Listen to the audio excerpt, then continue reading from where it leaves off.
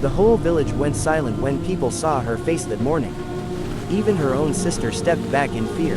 In a small village in Nigeria, there lived two sisters. Their names were Ao and Bisi. Ao was the older one.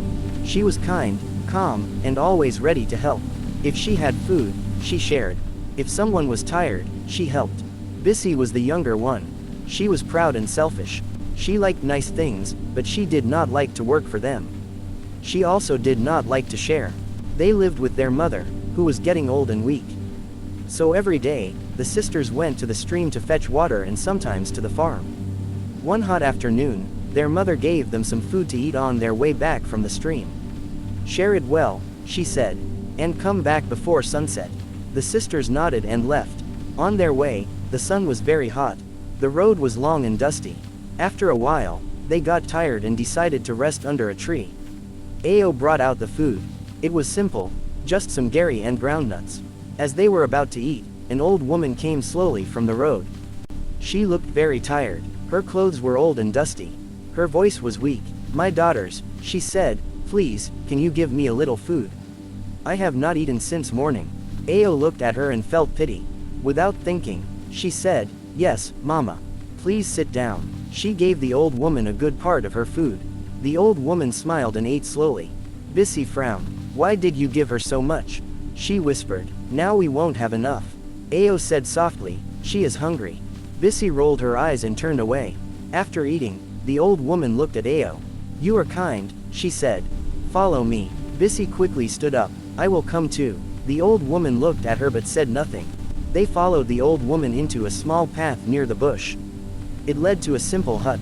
Inside the hut, everything was neat and quiet. The old woman turned to Ao. "There are 3 calabashes there," she said, pointing. "Choose one." Ao looked at them. One was big and shiny. One was medium. One was small and plain. She chose the small one. "Why that one?" Bisi asked, surprised. Ao shrugged. "It is enough."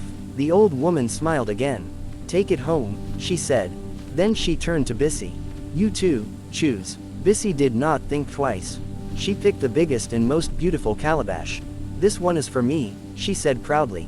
The old woman looked at her for a moment, then nodded slowly. "Go home," she said. The sisters carried their calabashes and left. On the way, Bisi kept smiling. "I am sure mine is full of money," she said. "Look at how fine it is." Ao said nothing. When they got home, their mother was waiting. "What happened?" she asked. The sisters told her everything. "Open them," their mother said. Bisi quickly opened hers first. At once, a bad smell filled the room. Inside the calabash were rotten things, dirty water, worms, and black mud. Bisi screamed and dropped it.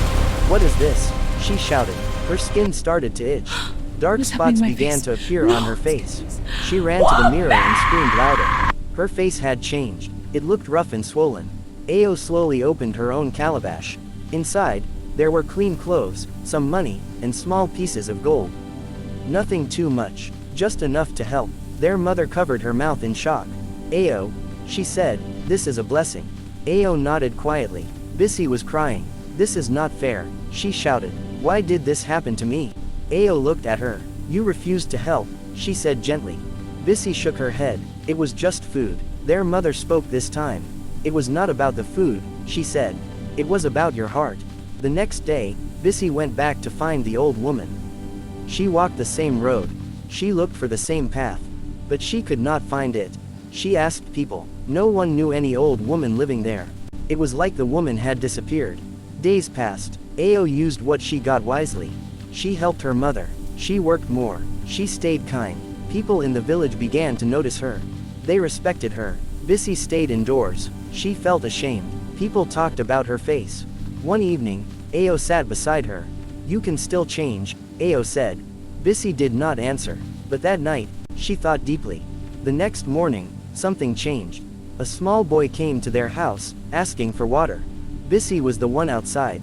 She looked at him for a long time. Then slowly, she went inside, brought water, and gave it to him. The boy smiled and said thank you. It was the first time in a long while that Bisi felt something different. It felt good. From that day, Bisi started trying. She helped more. She shared more. Her face did not change back fully.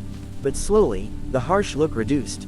People began to talk less about her past and more about her new actions. Years later, the story of the two sisters spread across villages. People did not remember the gold or the punishment most. They remembered the choice. One sister chose kindness without thinking. The other learned it the hard way.